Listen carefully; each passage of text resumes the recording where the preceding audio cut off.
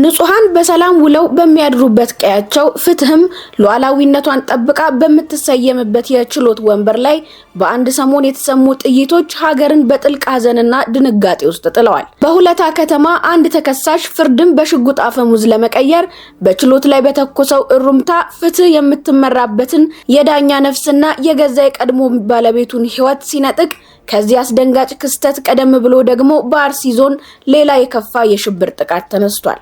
በአርሲ አሰኮ ወረዳ እኩይ ጥቃት የኦርቶዶክስ ተዋህዶ እምነት ተከታዮችን ህይወት ሲነጥቅ ቤተክርስቲያንን አውድሟል። ክስተቶቹ የሁለት የተለያዩ አካባቢዎች የህግ መላላት ነጸብራቆች ናቸው። ሰላም ጤና ይስጥልን ውድ የግሎባል አዲስ ቤተሰቦች፣ በዛሬው ግሎባል አዲስ ትንታኔያችን እነዚህን ሁለት ጉዳዮች በጥልቀት እንመለከታለን። ከመሸጋገሪያ በኋላ እንመለሳለን። እስከዛው ቻናሉን ሰብስክራይብ በማድረግ ቤተሰብ ሆነው ይጠብቁን።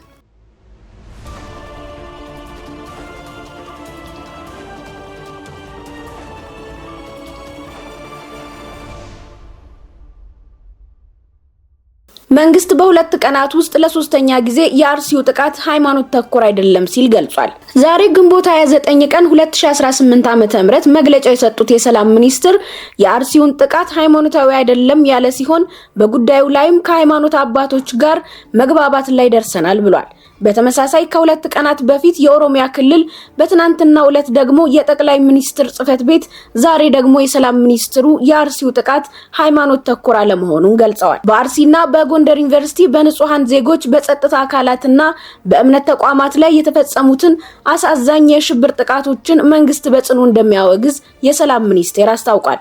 የሰላም ሚኒስትር ሙሐመድ ኢድሪስ ሰሞኑን ከኦርቶዶክስ ሃይማኖት አባቶች ጋር ከተወያዩ በኋላ በዛሬው ዕለት በሰጡት መግለጫዎች በአርሲ የተፈጸመው ግድያና መፈናቀል ሃይማኖታዊ ይዘት ያለው ሳይሆን ምርጫውን ለማደናቀፍ የተደረገ የሽብርተኞች ጥቃት ነው ብለውታል። ሚኒስትሩ አክለውም እሳቸው በተወዳደሩበት ጎንደር ከተማ በጎንደር ዩኒቨርሲቲ ተማሪዎች ላይ የተፈጸመውን የቦምብ ጥቃት በማውገዝ የአንድ ተማሪ ህይወት እንዲያልፍ ምክንያት ሆኗል ብለዋል። አዲስ ማለዳ ከዚህ ቀደም በሰራችው ዘገባ ሁለት ተማሪዎች ህይወታቸው ማለፉን ከወረዳው ባገኘችው መረጃ መሰረት መዘገቧ ይታወሳል። በሁለቱም ቦታዎች ለተፈጸሙት ጥቃትም ሸኔና ጽንፈኞች የፈጸሙት መሆኑ ተገልጿል። የሰላም ሚኒስቴር ከተቋቋመባቸው ዓላማዎች ውስጥ ለአካባቢያዊ ግጭቶች መንስኤ የሆኑ ጉዳዮችን በጥናት ይለያል፣ ማህበረሰቡ ወደ ግጭትና አለመረጋጋት እንዳያመራ የመፍትሄ አቅጣጫዎችን የሚያመላክት ጥናት የሚያቀርብ ሲሆን ግጭቶች ሲከሰቱ በሰላማዊ መንገድና በውይይት እንዲፈቱ ማስተባበርና መምራት የሚለው አንዱ አቋሙ ነው።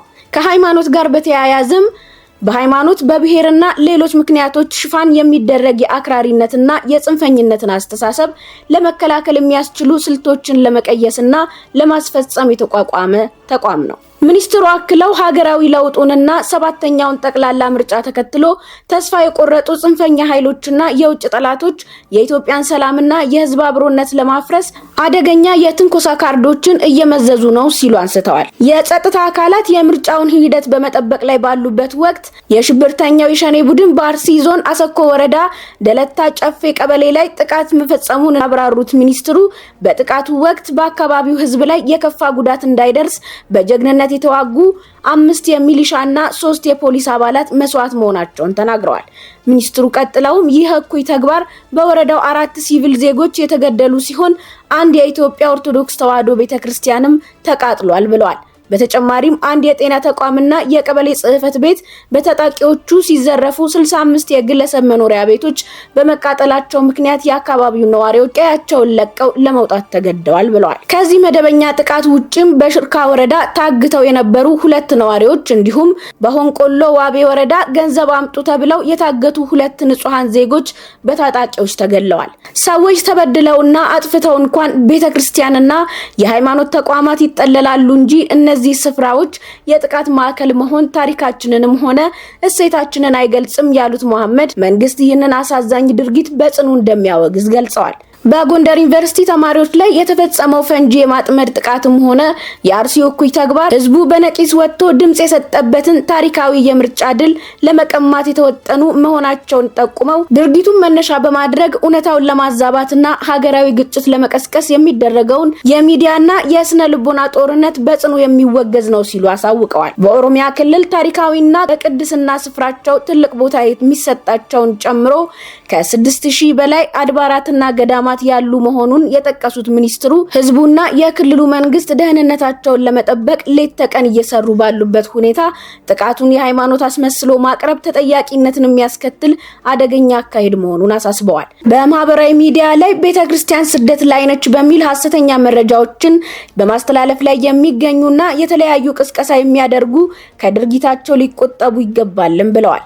የእምነት ተቋማት የፖለቲካ ማስፈጸሚያ መሆን እንደሌለባቸው ያሳሰቡት የሰላም ሚኒስቴሩ ከኢትዮጵያ ኦርቶዶክስ ተዋሕዶ ቤተክርስቲያን የበላይ አመራሮች ጋር ሰፊና ጥልቅ ውይይት ማድረጋቸውን በመግለጽ በውይይቱ ስለ ጉዳዩ ምንነት፣ ስለ ጉዳቱ መጠንና ስለ አድራጊዎቹ ፍላጎት ሙሉ መግባባት ላይ መድረሳቸውን ገልጸዋል። በቀጣይም የሃይማኖት አባቶች በአካል ቦታው ድረስ ሄደው ቦታውን እንደሚመለከቱና መሰል ችግሮች ዳግም እንዳይፈጠሩ በጋራ የሚሰሩ ጉዳዮች ተለይተው እንደሚከናወኑ የተጠቆመ ሲሆን ህዝቡም የጥፋት ኃይሎችን የሚዲያ ማወናበድ በመመከት የአብሮነት እሴቶቹን መጠበቅ አለበት በማለት ጥሪ አቀርበዋል። ሰሞኑን እያነጋገረ ወዳለው ሌላኛው ጉዳይ እንምጣ። በሆለታ ከተማ በባልና ሚስት መካከል ለአንድ ዓመት ገደማ ሲካሄድ የነበረውን የፍርድ ቤት ሂደት በማስቻል ላይ የነበሩት ዳኛና የከሳሽ በዚያው በችሎት ላይ ሳሉ ነበር በተከሳሽ በጥይት ተደብድበው የተገደሉት። በዚህን ወቅት በችሎቱ ላይ የነበሩት የከሳሽ ጠበቃ የሆነውን ለዶቼ ቬሌ ሲናገሩ ተከሳሽ የፍርዱን አፈጻጸም ትዕዛዝ ካዳመጡ በኋላ ባለቤታቸውንና የዕለቱን ተረኛ ዳኛ በጥይት ተኩሰው መግደላቸውን ገልጸዋል። ጠበቃ ተስፋዬ መገርሳ እንደ ወትሮው ስራቸው ላይ በጠዋቱ ተሰይመዋል። ግንቦት 27 ቀን 2018 ዓ.ም ግን ያጋጠማቸው እጅግ አስደንጋጭና በህይወታቸው ተመልክተውት የማያውቁት ደግሞ መቼም ሊረሱት የማይችሉት ነገር ነው። እንደ ወትሮው በጥብቅና ስራቸው ችሎት ፊት ቆመው በሚከራከሩበት ወቅት በፍርዱ ፊት በተቃራኒያቸው ከቆመው ተከሳሽ የተኩስ እሩምታ በደንበኛቸውና በፍርድ ወንበር ላይ በተቀመጡት ዳኛ ላይ ሲዘንብ በአይናቸው ሲመለከቱ ቀኔ ስላልነበር እንጂ እኔም የጥቃቱ ኢላማ ነበርኩ የሚል አስተያየት እንዲሰጡ አስገድዷቸዋል። የባልና ሚስት ንብረት ክፍፍል ላይ ከ2 ሳምንታት በፊት ውሳኔ ያገኘው መዝገብ ላይ በተሰየመው ችሎት ሲጀመር ነገሮች በተለመደው ሰላማዊ መንገድ ሲካሄድ ነበር ሲሉ አስተያየታቸውን ለዶቼ ቬሌ የሰጡት በቦታው ላይ የነበሩ የዓይን እማኝ ጠበቃ የባልና ሚስት ክርክር ለአንድ ዓመት ያህል የቆየ እንደነበረ አመላክተዋል። የዳኛዋን ትዕዛዝ ካደመጡ በኋላ ተከሳሽ ሽጉጣቸውን መዘዋልም ሲሉ አክለዋል። ከ2 ሳምንታት በፊት ንብረታቸውን እንዲካፈሉ ተወስኖ እንደነበርም ተናግረዋል። በዚያው ችሎት ላይ የነበሩ የዓይን እማኝ ጠበቃ እንዳሉት በዕለቱ ድርሻዋ እንዲሰጣት ጠይቀን ስለነበረ ተከሳሽ አቶ አቅናው በቀለ በችሎቱ ቀርበው ነበር። አሁን ባለቤታቸው ወይዘሮ አልማዝ ጋብቻቸው በፍርድ ቤቱ ሂደት በመፍረሱ የንብረት ክፍፍልም እንዲደረግላቸው አፈጻጸም ላይ የተሰየመ ችሎት ነበር ብለዋል። ከሳሽና ተከሳሽ አብረው ያፈሩት በርካታ ንብረት ነበራቸው ያሉት ጠበቃው በባንክ የታገደ ገንዘብን ጨምሮ በስማቸው የነበሩ በርካታ መኖሪያ ቤቶች በውሳኔው መሰረት እኩል እንዲካፈሉ ለባንክና ለመሬት አስተዳደር እንዲፈጽሙ ችሎቱ ትዕዛዝ አስተላልፎ ቀጠሮ ላይ ሲደርስም ነው ይህ ክስተት የተከሰተው ብለዋል። የሟች ጠበቃ ሆኜ ቀጠሮ እየተጠባበቅኩኝ ነው ችሎት ላይ ተኩስ የሰማሁት ያሉት ጠበቃው ሟች ተተኩሶባት አጠገቤ ስትወድቅ እኔም በድንጋጤ ወድቄ ነበር ሲሉ በሰዓቱ የሆነውን ክስተት ያስረዳል። ቀጥሎም ይላሉ ጠበቃው በዚህ መሃል ጉዳዩን በማስቻል ላይ የነበሩት ተረኛ ዳኛ ወርቄ በድንጋጤ ስትጮህ ተከሳሹ ጥቃት አድራሽ ቀጣይ ተኩስ ለማድረግ እያቀባበለ ነበር ነው ያሉት። ታዲያ በዚህን ጊዜ በድንጋጤ ከችሎቱ ክፍል ሮጠው የወጡት ጠበቃ ተጨማሪ የመሳሪያ ድምጽ ሲሰሙ በችሎት ወንበሩ ላይ የነበሩት ዳኛ በጥይት ሲደበደቡ ነበር። ዳኛዋ ስትጮህ ተከሳሹ ጥይት እያቀባበለ ወደሷ ሲዞር ነው በድንጋጤና በሩጫ ከዛ የወጣሁት ብለዋል የዓይን እማኙ ጠበቃ። ዳኛዋ ስራቸውን ከመስራት ውጪ የፈጸሙት በደል አልነበረም ያሉት ጠበቃው ለአንድ ዓመት ያህል በክርክር ላይ የነበረው የባልና ሚስት ጉዳይ ላይ የግራ ቀኝ ክርክር ምስክር ማስረጃን ከተለያዩ አቅጣጫዎች ሲያዩ ቆይተው መዝገቡን አገላብጠው ነው ውሳኔ የሰጡት ሲሉ አድካሚውን የፍርድ ሂደት ገልጸዋል። በሀብት ክፍፍል ሙግት ላይ የነበሩት የቀድሞ ባልና ሚስት ጋብቻቸውን በፍርድ ቤት አፍርሰው አሁን ላይ በተለያዩ ቤቶች እየኖሩ የነበሩ መሆኑንም አክለው የገለጹት የከሳሽ ጠበቃው በርካታ ቤተሰብ አብረው ያፈሩት ትልልቅ ሰዎች እንደነበሩም ገልጸዋል። ትልልቅ ሰዎች ናቸው የመጨረሻ የመጨረሻ ልጃቸው እንኳን ወደ 17 ዓመት ዕድሜ ላይ መድረሱን ከደንበኛ ሰምቻለሁ ብለዋል። ከ8 ያላነሰ ልጆች ያፈራ ትልቅ ቤተሰብ እንደነበሩም እንደሚያውቁ ጠቁመዋል። በዕለቱ የፍርድ ሂደት ችሎቱን የሰየሙት ሟች ዳኛ ብቻ እንደነበሩና በዚያ ችሎት ላይም ከሁለት ባለጉዳዮችና ዳኛና ጠበቃው ውጪ ማንም በችሎት አዳራሹ ውስጥ እንዳልነበረም ነው ጠበቃው የገለጹት። እኔን ፈጣሪ ቢያተርፈኝም ከሳሽ ደንበኛዬና ዳኛዋ ተጎድተው ሆስፒታል ከደረሱ በኋላ ህይወታቸው አልፏል ነው ያሉት። ጥቃት አድራሹም ተከሳሽ በራሱም ላይ ጉዳት ማድረሱን የገለጹት ጠበቃው አሁን ላይ በፖሊስ ቁጥጥር ስር ውለው በሕክምና ላይ እንዳሉ መስማታቸውንም ጠቁመዋል። ፍርድ ቤቶች ውስጥ ችሎት ሲሰየም በህጉ መሰረት ባለጉዳዮች ተፈትሸው ወደ ችሎቱ መግባት ይኖርባቸው ነበር ያሉት ጠበቃው፣ ነገር ግን እንዲህ ያለ መዘናጋት በብዙ ፍርድ ቤቶች የተለመደ ሆኖ እንደሚመለከቱት ገልጸዋል።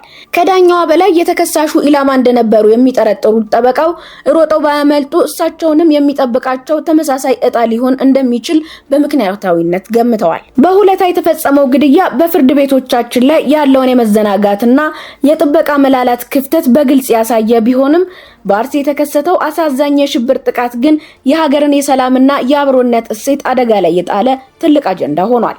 መንግስት ጥቃቱ ሃይማኖት ተኮር አይደለም፣ ምርጫን ለማደናቀፍ የታለመ የጽንፈኞች ሴራ ነው ቢልም ማህበራዊ ሚዲያውና እውነታው አሁንም በከፍተኛ የስነ ልቦና ግጭት ውስጥ ይገኛሉ። ውድ የቻናላችን ቤተሰቦች እናንተስ በእነዚህ ተደራራቢ የሰላም መደፍረስ ክስተቶች ላይ ያላችሁ አስተያየት ምንድነው?